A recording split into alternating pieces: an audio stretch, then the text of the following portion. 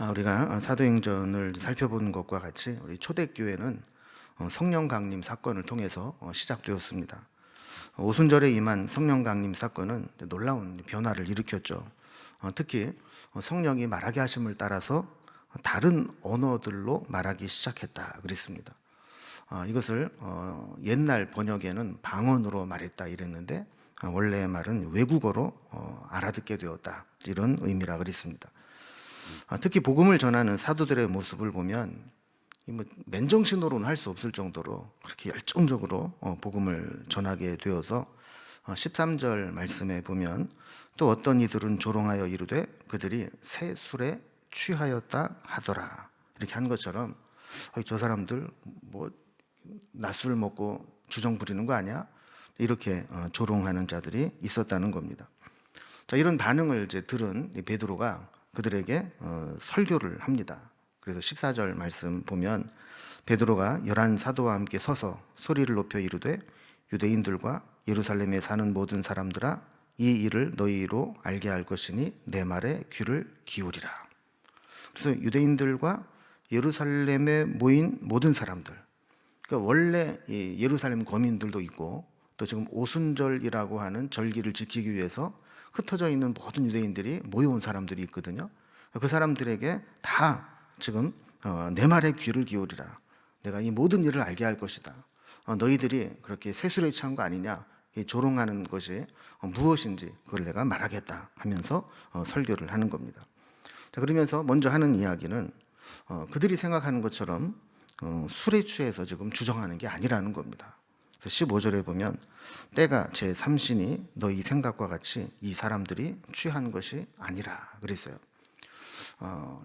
아닌 부분도 있지만 대부분은 성경에서 말하는 이 시간은 더하기 6을 하면 지금 우리가 쓰는 시간이 됩니다. 제3시 그러면 지금 몇 시일까요? 더하기 6 하면 9시가 되겠죠. 낮술도 아니고 아침입니다. 아침 9시에 술 취해서 술 주정하고 돌아가는 사람이 어디 있겠느냐 하는 겁니다. 보통 이제 다른 사람들은 자기에 대해서 막 험담을 하거나 조롱을 하거나 하면 참지 못하고 흥분하죠. 그래서 뭐 같이 비방하고 막 핏대를 올리고 같이 대항하여 싸웁니다. 그러나 이 베드로가 딱 성령을 딱 받고 나니까 너 술 먹고 주정하는 거 아니야? 막 이렇게 조롱을 해도 맞대응을 하지 않습니다. 오히려 그들이 그렇게 생각할 수 있는 것을 이해를 하면서 지금 일어나고 있는 일들이 성경적으로 어떤 의미가 있는지 그걸 풀어서 설명해 주는 것을 보게 됩니다. 여러분, 우리도 그렇거든요. 때로 살다 보면 우리에게 좀 서운하게 말하는 사람도 있고 또 때로는 뒤에 가서 뒷담화하는 사람도 있고 때로는 또 막 노골적으로 이상한 소리를 하는 사람도 있습니다. 그러나 그 사람들에 대해서 같이 막 대적하고 같이 대항하고 같이 막 소리를 높이고 하는 것은 성령 받은 사람이 아니죠. 성령 받은 사람은 그런 일을 당해도 조용히 생각하는 거예요. 이게 성경적으로 무슨 의미가 있는가. 베드로도 마찬가지였습니다. 그래서 자기들을 조롱하는 자들을 향해서 그럴 만하다. 그러나 몰라서 그러는가 내가 성경을 풀어서 다 얘기를 해줄게. 이러는 거죠. 오늘 우리 이걸 읽은 본문은 사도행전에 나타난 첫 번째 설교이고 또 성령을 받은 자가 전한 첫 번째 설교입니다. 다시 말하면 오늘 본문의 이 첫 번째 설교가 중요한 이유는 초대교회의 첫 번째 입장문입니다. 그들이 성령을 받고 교회가 시작되면서 우리는 이런 공동체다. 우리는 이런 교회다. 이거를 세상에 알리고 선포하는 이 첫 번째 공동체의 선언문이기 때문에 매우 중요한 의미를 가지고 있습니다. 그래서 베드로를 통해서 이 첫 번째 이 초대교회의 이 설교는 그들이 무엇을 믿는지 그리고 어떤 목적을 가지고 있는지 이것들을 잘 드러내는 설교라 볼 수 있습니다. 사도행전에는 여러 편의 설교가 있습니다. 특히 베드로의 설교만도 7번이 나옵니다. 이 도표를 통해서 보면 이 7개의 설교가 있는데 이 설교는 크게 두 부분으로 나누어집니다.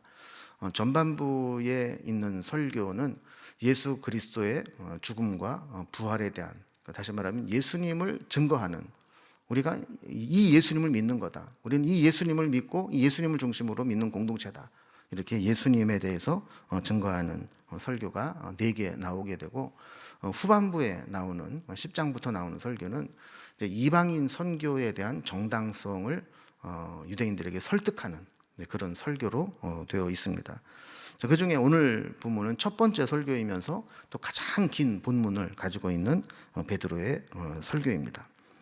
자, 베드로의 설교의 특징 중에 하나는 철저하게 구약 성경을 인용하고 그 구약 성경이 지금 현재 일어나고 있는 현상 가운데 어떻게 성취되고 있는가 하는 것을 증명하는 것으로 되어 있어요.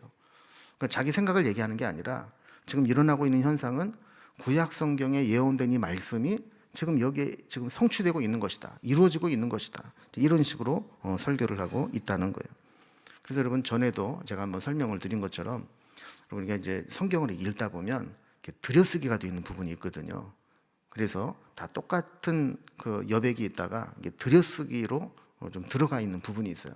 이건 크게 둘 중에 하나라고 그랬습니다. 첫 번째는 운문으로서 노래나 시가를 기록할 때, 찬송 같은 것을 기록할 때 이렇게 운문이 있어요. 들여쓰기를 했다 그랬고, 두 번째는 다른 성경을 인용할 때입니다. 그러니까 신약 성경에서 인용한 것은 대개 이제 다 구약 성경을 인용한 것이기 때문에 구약 성경을 인용할 때 보면 이렇게 들여쓰기가 돼 있어요. 그래서 여러분들 성경에도 보면 이게 들여쓰기가 돼 있는 부분이 있는데, 이 부분들이 다 베드로가 구약의 성경을 인용하고 그것을 지금 일어나고 있는 현상을 설명하는 그런 내용으로 돼 있어요. 여러분, 들여쓰기 돼 있는 부분을 한번 볼까요? 먼저 17절에서 21절까지 여기 보면 무슨 성령 강림 사건을 말씀하고 있습니다. 이것은 요엘서 2장 28절에서 32절까지를 인용한 내용입니다. 두 번째 25절에서 28절도 들여쓰기가 되어 있죠. 이 부분은 그리스도의 사역과 죽음과 부활에 대한 내용을 담고 있는 내용입니다. 이것은 시편 16편 8절에서 11절까지를 인용한 내용입니다. 세 번째는 예수님께서 승천하셔서 영광의 보좌에 앉아 계신다라는 내용을 설명하면서 34절, 35절에 이렇게 들여쓰기로 되어 있는데, 이 부분은 시편 110편 1절에서 2절의 말씀을 인용한 내용입니다. 자, 이렇게 오늘 본문은 이제 크게 세 개의 구약 성경을 인용하면서 베드로가 하고자 하는 메시지를 전하고 있는데, 첫 번째로 성령 강림 사건, 이 성령 강림 사건을 어떻게 말씀하고 있는가 하는 것을 보도록 하겠습니다. 제자들이 성령 강림을 체험하고 거리로 뛰어나와서 복음을 전하는 모습을 보고 사람들이 뭐라고 조롱했다고 그랬어요? 새술에 취했다, 싸구려 술 먹고 주정한다, 이렇게 조롱을 했다 그랬습니다. 여기에 대해서 베드로는 이 모습은 술 주정하는 모습이 아니라 성경, 구약 성경 요엘서에 예언된 성령 강림 사건이 성취된 것이다, 이렇게 설교를 하는 겁니다. 그래서 17절 말씀 보면 하나님이 말씀하시기를 말세에 내가 내 영을 모든 육체에 부어주리니 너희의 자녀들은 예언할 것이요 너희의 젊은이들은 환상을 보고 너희의 늙은이들은 꿈을 꾸리라, 이 말씀을 이제 합니다. 여기 보면 이제 하나님이 말세가 되면 하나님의 영을 모든 육체, 모든 사람들에게 부어주시겠다라는 예언을 요엘서에 했는데, 이것이 지금 이루어진 거라는 겁니다. 여러분, 구약에도 성령님은 늘 계셨죠. 그러나 사람들에게 제한적으로 역사하셨습니다. 그러나 때가 되면, 말세가 되면, 또 그 요엘이 예언된 그 후가 되면 어느 순간에 하나님이 하나님의 영을 모든 사람에게 부어주실 때가 올 것이라는 예언을 하셨다는 겁니다. 자, 그리고 그 예언대로 오순절날 성령 강림을 받은 것이다, 이 이야기를 하는 겁니다. 그래서 남녀노소를 불문하고 모든 육체에게 부어주시리라 약속하신 것처럼 성령이 임합니다. 자, 성령이 임하고 나면 어떤 일이 일어난다 그랬느냐? 자녀들은 예언을 하고 젊은이들은 환상을 보고 노인들도 꿈을 꾸게 될 것이다 그랬어요. 여러분 성경을 보면 이 성령 강림 사건을 하나님의 영을 부어주는 그런 식으로 표현을 했습니다. 그래서 아까 읽은 17절에도 보면 내가 내 영을 모든 육체에게 부어주리니 그랬고 18절 말씀에도 보면 그때 내가 내 영을 내 남종과 여종들에게 부어주리니 그랬어요.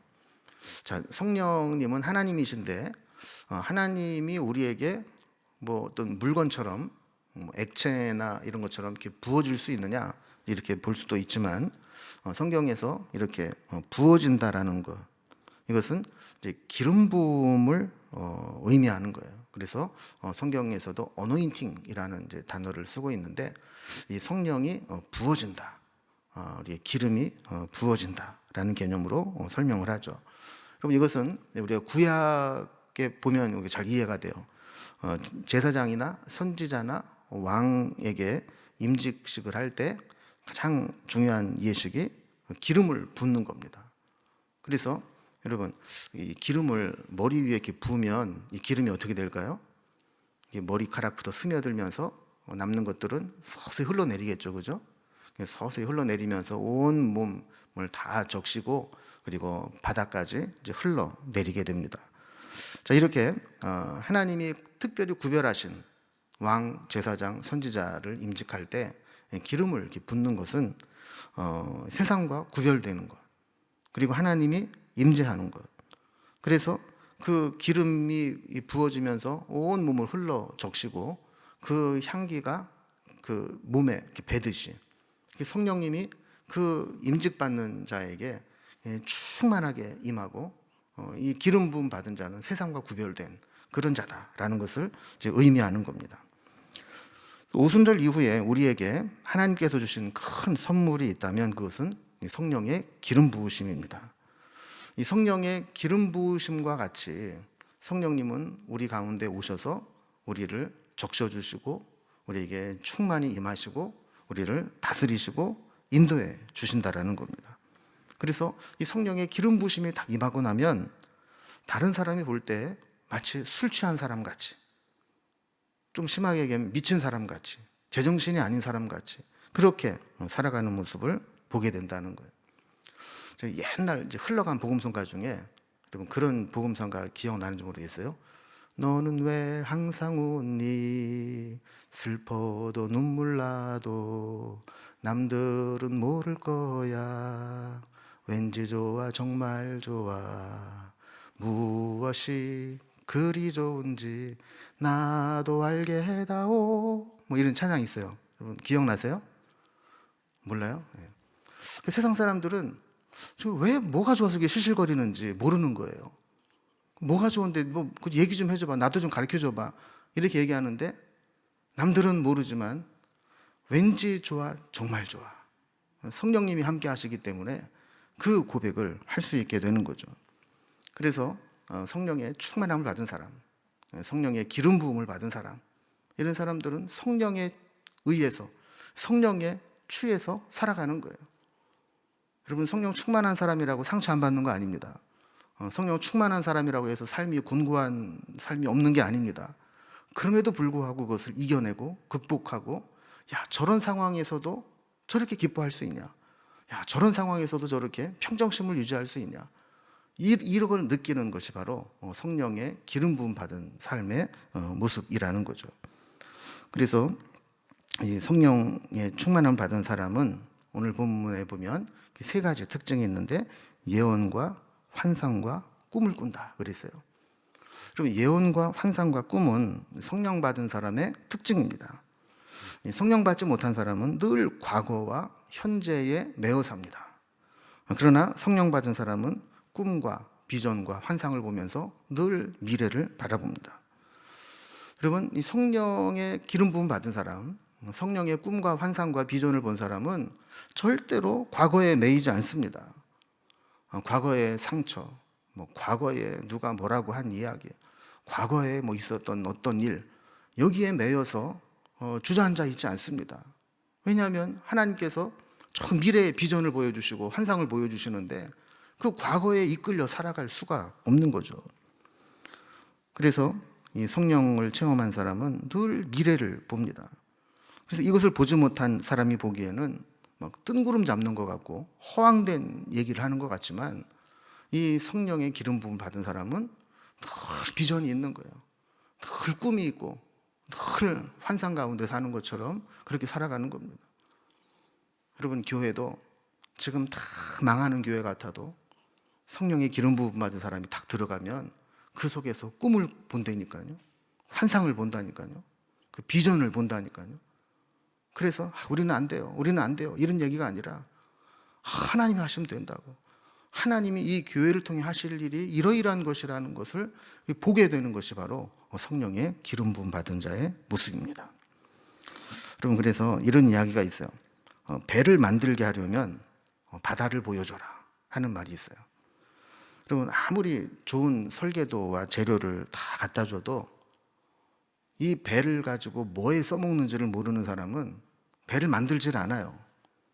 그런데 바다를 딱 보여주면 설계도나 재료가 없어도 야, 바다로 나가고 싶다 하는 마음이 생기면서 지가 알아서 뗏목부터 시작해서 배를 만들기 시작을 하는 거죠. 뭘 이렇게 본 게 있는 사람은 그 본 것을 향해서 달려가게 돼 있습니다. 심지어는 노인도 꿈을 꾸고 그 꿈을 위해 살아갑니다. 여러분, 대개 나이 들었다라는 것이 드러나는 증거 중에 하나가 과거 지향적인 이야기를 많이 한다는 거예요. 그래서 라떼는 말이야, 들어보셨죠? 그래서 라떼는 옛날에는 나 때는, 이 얘기 많이 하면 벌써 나이 먹었다는 얘기예요. 나이가 들면 이상하게 옛날 얘기하는 게 편해요. 그리고 흐뭇하고 좋아요. 그리고 벌써 몇 번 한 얘기인데도 처음 하는 얘기처럼 막 또 신나게 또 얘기를 해요. 여러분, 그런데 성령이 임하면요, 노인도 꿈을 꾸게 됩니다. 꿈을 꾼다는 얘기는 잠잘 때 막 뒤심난하게 막 꿈을 꾼다는 얘기가 아니고 미래에 대한 비전과 소망을 품는다는 거예요. 그래서 젊은이들만 보면 막 흥분이 되고 너무 기특해 보이고, 나는 이미 늙어서 힘이 없지만 저 젊은이들을 통해서 하나님이 어떤 일을 하실까 하면서 이 젊은이들을 볼 때 니들은 젊어도 좋겠다 이것더라, 이런 게 아니라 야, 저 젊음이 얼마나 좋으냐, 젊었을 때 하나님을 만나고 젊었을 때 하나님께 헌신하고 젊었을 때 주를 위해 살아가면 얼마나 멋진 삶을 살아갈까. 나는 못하지만 저들을 뒷바라지하고 저들을 후원해서 저들이 하나님 나라를 살리고 저들이 이 교회의 그 다음 세대를 책임지고 하게 해줘야지. 그럼 우리 교회도 소망이 있어. 이런 비전을 품게 된다는 겁니다. 그래서 성령 받은 어르신들은요, 젊게 살아요. 생각이 젊고 보는 것이 젊고 믿음도 젊고 젊은이와 같은 충만함이 있어요. 여러분, 성령 받은 교회와 그렇지 못한 교회의 차이점도 분명합니다. 성령 받은 교회는 성령 안에서 늘 비전을 품습니다. 그리고 성령님이 보여주신 비전을 향해 달려갑니다. 그러나 성령 받지 못한 교회는 늘 과거와 현재에 매여서 전전긍긍합니다. 옛날에 있었던 일에 매여서 쓸데없는 일에 에너지를 허비하고 감정을 상하고 이미 지나간 과거에 매여서 말다툼하느라고 다 허비해버립니다. 여러분, 주변의 교회들을 얘기를 들어보면 이렇게 꿈을 향해 달려가고 비전을 가지고 환상을 보고 하는 교회가 별로 없어요. 이게 참 안타까운 일이죠. 그래서 성령이 임하면 바로 이런 일이 일어난다. 그래서 지금 오순절날 성령 강림을 체험하고 지금 뛰쳐나와서 막 복음을 전하는 거, 그거 술 먹고 그런 게 아니라 요엘서에 말씀하지 않았냐, 요엘서에 예언한 말씀이 지금 이곳에 임한 것이다. 이거를 좀 이야기하는 겁니다. 자, 두 번째, 이 베드로의 설교는 그리스도의 사역과 죽음과 부활에 대한 이야기입니다. 자, 베드로의 이 설교는 주제가 크게 두 가지라고 그랬죠. 지금 아까 살펴본 성령 강림에 대한 해석이고, 두 번째는 예수님에 대한 설교입니다. 자, 예수님에 대한 설교의 주제는, 첫 번째 주제가 예수님의 사역과 십자가의 죽음과 부활에 대한 복음입니다. 자, 먼저 첫 번째로 예수님의 사역입니다. 자, 22절입니다. 자, 이스라엘 사람들아, 이 말을 들으라. 너희도 아는 바와 같이 하나님께서 나사렛 예수로 큰 권능과 기사와 표적을 너희 가운데서 베푸사 너희 앞에서 그를 증언하셨느니라 그랬습니다. 자, 이 성령 강림에 대한 해석, 그 다음 두 번째 예수님에 대한 해석이죠. 나사렛 예수, 이게 바로 두 번째 설교의 주제입니다. 자, 하나님께서는 하나님의 아들을 나사렛 예수로 보내셔서 큰 권능과 기사와 표적을 베푸셨다 그랬어요. 그래서 복음서에도 보면 많은 사람들이 예수님의 그 표적을 보고 믿었더라 이런 말씀이 있잖아요. 예수님이 행하신 여러 가지 기적, 능력, 표적들을 보면서 그분이 하나님의 아들이심을 이미 드러냈다라는 겁니다. 자, 그런데 문제는 이것을 보고 예수님을 하나님의 아들로 믿어야 되는데 강팍한 사람들이 있어요. 완악한 사람들이 있어요. 그래서 예수님을 시기하고 예수님을 죽음에 몰고 갔죠. 두 번째 예수님에 대한 주제는 예수님의 죽음입니다. 23절을 보면 하나님은 예수 그리스도를 우리의 죄를 대속하기 위해서 주셨는데 정하신 뜻과 미리 아신 대로 내어주신 바 되었다 그래요. 자, 그러니까 이 말은 무슨 얘기냐면 하나님이 예수 그리스도를 십자가에도 죽게 하신 것, 십자가에 못 박아 죽게 하신 것은 몰라서 하거나 피할 수 있는 능력이 없어서가 아니라 하나님께서 정하신 뜻이 있었고 또 하나님이 아시는 대로 계획대로 그 일을 진행하셨다라는 겁니다. 그러니까 예수님의 십자가는 실패가 아니라 하나님의 뜻의 성취이고 또 하나님의 구원 작품이고 하나님의 구원 계획의 클라이막스가 되는 것이죠. 유대인들은 법 없는 자들의 손, 즉 빌라도의 법정에서 십자가 처형을 당하도록 죽으셨습니다. 그러니까 형식적으로는 합법적으로 로마의 법에 의해서 사형 언도를 받아서 죽었지만 사실은 합법을 가장해서 하나님이 보내신 예수 그리스도를 십자가에서 죽게 한 사건이라는 겁니다. 만약에 이렇게 예수님이 죽음으로 그냥 끝났다면 이것은 어떤 유대의 갈릴리 지역의 한 청년의 어떤 선동에 의해서 혼란스럽게 했던 그런 사건으로 끝나고 묻혀지고 말았을 겁니다. 그런데 하나님은 예수님의 사건을 그냥 그렇게 끝내지 않으셨습니다. 그 세 번째 예수님에 대한 설교의 주제가 부활입니다. 죽었던 예수님이 다시 살아나셨다. 24절을 보면 하나님께서 그를 사망의 고통에서 풀어 살리셨으니 이는 그가 사망에 매여 있을 수 없었습니다. 그랬습니다. 자, 여기 보면 아까 23절부터 연결해서 보면 너희가 법 없는 자의 손을 빌어 못 박아 죽였으나 그러나 하나님께서 그를 풀어 살리셨도다. 이렇게 말씀하시는 거예요. 그러니까 너희 유대인들은 예수님을 십자가에 못 박아 죽게 했지만 그 십자가에 못 박아 죽은 예수를 하나님이 살리셨다라는 거예요. 여러분, 이 이야기를 하면 유대인들이 예수님을 십자가에 못 박아 죽게 했던 그 범행이 감춰졌던 게 지금 다시 드러나는 겁니다. 여러분, 지금 예루살렘에 모여있는 사람들 중에 상당수는 이 빌라도 법정에서 예수님을 십자가에 못 박으라고 외쳤던 사람들입니다. 그리고 그 중에 종교 지도자들, 바리새인과 제사장들, 사두개인들 이런 사람들은 적극적으로 로마에 결탁을 해서 예수님을 십자가에 못 박아 죽도록 고발하고 사형에 처하도록 주도했던 자들입니다. 여러분, 제자들도 지금 이 이야기를 하면 유대인들에게 핍박을 받을 수 있어요. 왜냐하면 사람이 그렇잖아요. 내가 잘못한 게 있는데 이거를 좀 숨겨줘야지 좋지. 내가 잘못한 걸 자꾸 드러내면 그 드러낸 사람이 얼마나 밉겠어요. 그러니까 유대인들도 마찬가지죠. 자기네들이 어쨌든 시기심으로 이렇게 해가지고 예수님을 십자가에 못 박아 죽게 했는데 예수님이 다시 살아나시고 그 제자들이 사람들에게 설교를 하고 사람들을 모으면서 저 유대인들이 죽인 예수를 하나님이 살리신 것이다. 자꾸 이렇게 이야기를 하니까. 그래서 사도행전 이제 이후에 보면 그 예수님의 제자들이 계속 핍박을 받습니다. 막 붙잡혀가지고 협박도 받고 또 죽임을 당할 위험에도 처하고 실제로 순교를 당하기도 하고 이런 일도 당하잖아요. 이게 바로 이런 이유거든요. 그러나 예수님의 제자들은 자기네들이 직접 본 게 있어요. 들은 말씀이 있어요. 또 체험한 성령의 기름 부으심의 사건이 있어요. 그러니까 내가 보고 들은 것을 말하지 않을 수 없다.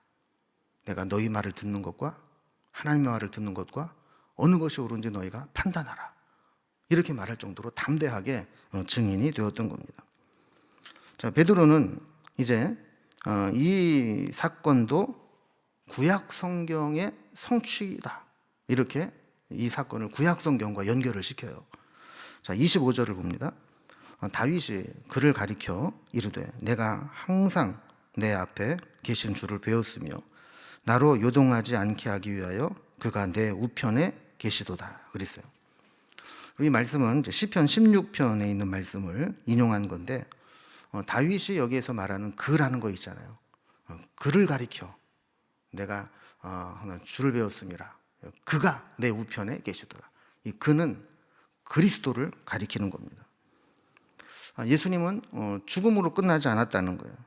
다윗은 그분을 항상 앞에서 배웠고 자기의 신앙이 흔들리지 않도록 항상 우편에 계셨다라고 고백하는 겁니다. 그러니까 이제 시편을 보면서 가끔 그런 의문이 들 때가 있어요. 이게 어떻게 예수님에 대한 예언인가? 사실 이제 다윗도 자신의 시를 쓸 때 이게 예수님에 대한 예언이 될 거라고 알고 쓰지는 않았을 거예요. 그냥 자기도 너무 힘든 상황 가운데서 기도하다가 성령의 감동으로 쓴 시들이 많이 있어요. 그런데 놀랍게도 이 다윗의 고백이 예언이 되었고 그것이 그리스도를 증언하는 예수님의 성취로 나타나는 말씀이 되었다는 거예요. 그래서 26절에 보면 그러므로 내 마음이 기뻐하였고 내 혀도 즐거워하였으며 육체도 희망에 거하리니 그랬어요. 그럼 다윗은 지금 기뻐하거나 즐거워하거나 희망을 품을 수 있는 상황이 아니었다는 겁니다. 여러분 다윗의 인생을 보면 정말 험악한 인생을 살았죠. 우리가 흔히 말하는 대로 산전수전, 공중전, 요새는 뭐 우주전까지 다 치른 그런 사람입니다. 절망의 순간, 사망의 음침한 골짜기를 수없이 오갔던 사람입니다. 그럼에도 불구하고 그가 마음이 기뻐하고 또 내 혀가 즐거워하고 육체도 희망에 거할 수 있었던 이유는 그 절망 가운데 하나님의 비전을 보았기 때문인 거예요. 하나님의 약속, 메시아에 대한 비전, 이것을 보았기 때문에 그는 그 고통스러운 절망 가운데에서도 기뻐하고 즐거워할 수 있었다는 겁니다. 자, 뿐만 아니라 27절을 보면요. 이는 내 영혼을 음부에 버리지 아니하시며 주의 거룩한 자로 썩음을 당하지 않게 하실 것이미로다. 그랬어요. 그럼 다윗이 자기의 처지를 고백했던 말 중에 가장 절박했던 표현 중에 하나는 사무엘상 20장 3절에 있는 것처럼 나와 죽음의 사이는 한 걸음 뿐이니라 이런 말이에요. 얼마나 절박한지 나하고 지금 죽음 사이는 한 걸음 뿐이다. 한 걸음만 더 가면 난 죽는 거다. 이렇게 절박한 상황 가운데 있었는데 그는 비록 이렇게 육신은 죽을지라도 영혼은 음부에 버려지지 않고 그냥 썩어질 존재가 아니라는 것을 27절에서 그는 고백했다라는 겁니다. 왜 그가 그런 고백을 할 수 있었느냐? 바로 부활의 환상을 보았기 때문이라는 거죠. 그래서 28절 말씀에 보면 주께서 생명의 길을 내게 보이셨으니 주 앞에서 내게 기쁨이 충만하게 하시리로다. 그 죽음의 길을 가고 있는데도 하나님은 생명의 길을 보이셨다라는 거예요. 그래서 그 기쁨을 충만하게 가지고 살아갈 수 있었는데 그 비결은 하나님께서 그리스도를 다시 살리시는 비전과 믿음을 주셨기 때문이라는 거죠. 자, 이러한 다윗의 고백에 대해서 베드로가 해설을 합니다. 29절에 보면 다윗에 대해 담대히 말할 수 있는 것은 다윗이 죽어서 지금 다윗성에 그 묘가 있다라는 거예요. 그는 육체적으로는 죽어서 부활하지 않았어요. 그러나 그가 했던 예언은 지금도 살아있다라는 겁니다. 그래서 30절에 보면 그는 선지자라. 하나님이 이미 맹세하사 그 자손 중에서 한 사람을 그 위에 앉게 하리라 하심을 알고 그랬어요. 그리고 여기 보면 그는 다윗인데 다윗은 어떤 사람이라 그랬어요? 선지자라. 다윗은 우리가 알기로는 목자고 왕이고 그렇게 알고 있지만 때로는 선지자처럼 성령의 감동으로 예언을 했던 그런 일들을 했던 사람이라는 거예요. 그래서 그가 고백한 이 시편의 말씀들은 단순한 그의 한탄이나 기도가 아니라 하나님께서 행하실 것을 예언하는 도구, 예언의 통로로 쓰임 받았다라는 거예요. 하나님이 다윗의 자손 중에서 하나님의 왕좌에 앉게 하실 것을 다윗은 고백했던 겁니다. 그가 알고 그랬겠어요. 근데 고백을 하다가 그런 고백을 한 거예요. 31절에 보면 자, 미리 본고로 그리스도의 부활을 말하되 그가 음부에 버림이 되지 않고 그의 육신이 썩음을 당하지 아니하시리라 하더니 그랬어요. 그러니까 다윗이 이렇게 분명하게 그리스도에 대한 예언을 정확하게 기록한 것은 어떠한 경로로든지 간에 그가 하나님께서 보여주신 그 비전을, 환상을 보았기 때문에 그렇게 기록을 했다라는 겁니다. 32절에 보면 이 예수를 하나님이 살리신지라 우리가 다 이 일의 증인이로다 그랬어요. 자, 그러니까 지금 이제 이 두 번째 설교를 정리를 해보면 자, 다윗이 보았고 예언한 대로 예수님은 이 땅에 오셔서 무법한 자들의 손에 의해 넘겨져 죽으셨어요. 하지만 하나님이 그 예수님을 다시 살리셨어요. 그리고 우리는 그 일의 증인이 되었다라는 거예요. 구약의 예언이 있었고 예수님을 통해 이것이 성취되었고 우리는 그것을 본 자로 증인된 삶을 살아가고 있다라고 선포하는 거였습니다. 그럼 사도행전 1장 8절 중요한 말씀이라고 그랬죠. 그 뒷부분에 보면 땅끝까지 이르러 내 증인이 되리라 하신 말씀과 같이 그들은 우리가 다 이 일의 증인이로다 이렇게 선언하면서 예수님의 부활의 증인이 되는 것을 보게 됩니다. 여러분, 증인된 삶을 사는 것은 두 가지 조건이 있어야 되거든요. 하나는 본 것이 있어야 증인된 삶을 살아갈 수 있습니다. 두 번째는 성령의 충만함이 있어야 증인된 삶을 살아갈 수 있습니다. 여러분, 내가 다 보았다고 증인된 삶을 사는 게 아니거든요. 예를 들어서 내가 어떤 교통사고를 목격을 했어요. 증인될 수 있지만 괜히 내가 이거 신고해가지고 이리저리 불려다니고 나한테 떨어지는 것도 없이 귀찮기만 해. 그러면 증인으로 신고를 안 하는 거예요. 마찬가지로 우리가 예수님의 증인이 되었어도 성령의 충만함을 받지 못하면 증인된 삶을 살아갈 수가 없습니다. 그래서 성령 받지 않은 사람은 세상의 다른 주제로 이야기할 때는 그렇게 똑똑하고 열을 내고 얘기를 잘하지만 예수 믿으란 얘기는 죽어도 못하는 거예요. 그래서 다른 얘기는 다 하는데 마지막에 마음속에 쟤도 예수 믿으면 좋은데 하는 마음이 들어도 그 얘기를 못하는 거예요. 여러분, 우리는 증인된 삶, 베드로가 설교를 하면서 예수님이 이런 분이다 라고 설교를 했으면 그것으로 끝나는 것이 아니라 우리는 그 예수님의 증인이다 이렇게 살아야 되는 거예요. 자, 마지막 세 번째로 구약성경을 인용한 것은 그 예수님이 이제 부활하신 후에 승천하셔서 하나님 보좌에 계신다라는 것을 예언된 말씀대로 이루어졌다라는 걸 이야기하는 겁니다.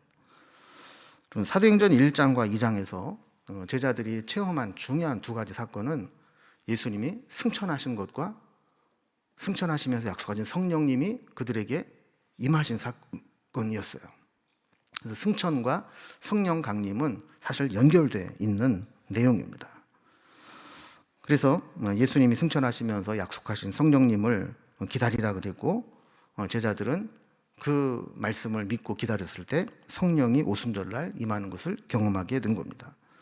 자, 베드로 역시 이 승천과 성령 강림을 연속적인 사건으로 보고 설교합니다.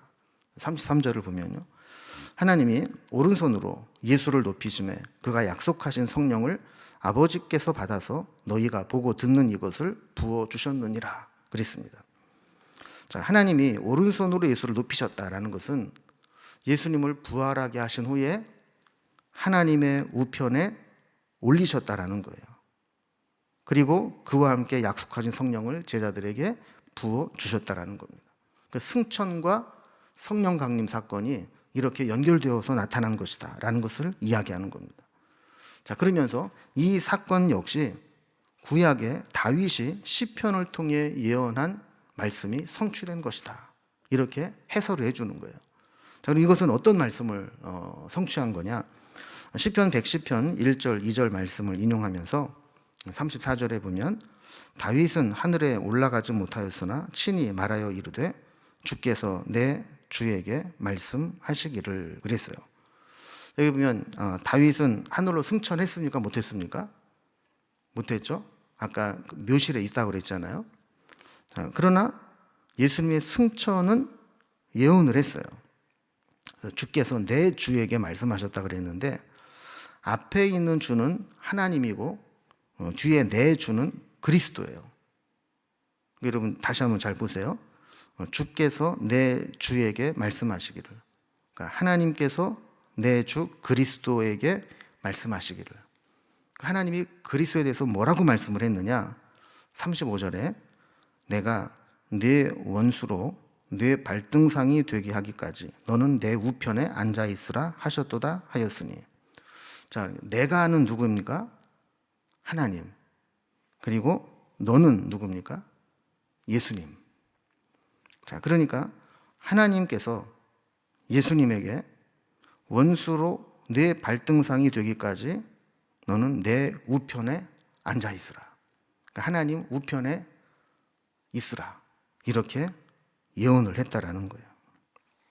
자, 그래서 예수님은 사역부터 십자가 죽음과 부활, 그리고 승천하여 하나님 우편에 앉아 계시는 것까지 예수님에 대해서 증언을 한 거예요.